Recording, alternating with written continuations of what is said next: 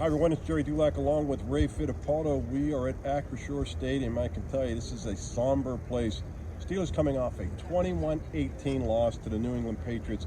Ray, it's one thing to lose to one 2-10 team, but when you lose to a second 5 days later, as they did against the Patriots, what was once a promising season is pretty much just evaporated here after those two losses. I go all the way back to at least 1998, the two most embarrassing losses back-to-back by this team. Yeah, Gerry, if you go back before the Arizona game, they had a 78% chance to make the playoffs. If you look at some of the predictor websites out there, with today's loss, it's all the way down to about 30%. So, I mean, you could see their chances have gone way down here. They still have a chance to get back into it, but there's really nothing to hang their hat on. Yeah, especially, based on what we've seen the last two games and even these last four games, Ray, and to your point, the Steelers were 6-3. They had a gratuitous schedule ahead of them. 2 games against teams without their starting quarterbacks, the Browns and the Bengals, and then 2 games back-to-back against two-win teams. They went 1-3 in that stretch. They could have easily or should have gone 3-1, maybe 4-0, and instead 1-3. And yeah, they're 7-6, but based on what we've seen, there's no reason to think, oh, they're still in great playoff shape. It's not bad, but man, it's going to be a tough road from here on. Yeah, let's look at the quarterbacks they lost to. Dorian Thompson-Robinson, and then tonight Bailey Zappe. I mean, they made Bailey Zappe look like Tom Brady. He passed for 240 yards and had 3 touchdown passes. All 3 in the first half here. So not a good performance by that Steelers defense early in that game. Ray, the Patriots have one of the worst offenses in the league. They'd scored only 13 points in their previous 3 games. They'd scored only more than 20 points.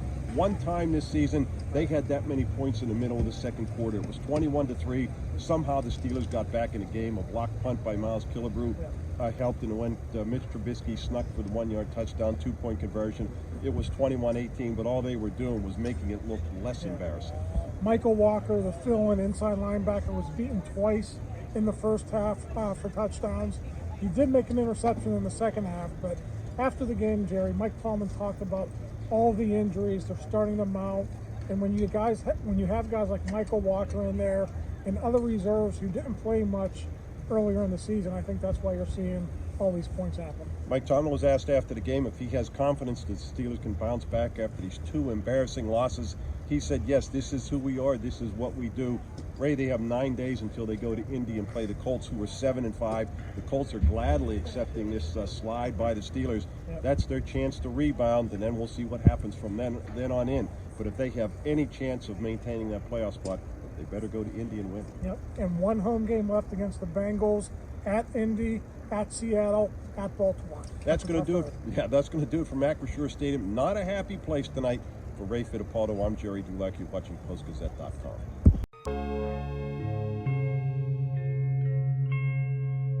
Thank you for checking out this content from Post-Gazette Sports. If you watch this video on YouTube, please like the video and subscribe to our channel.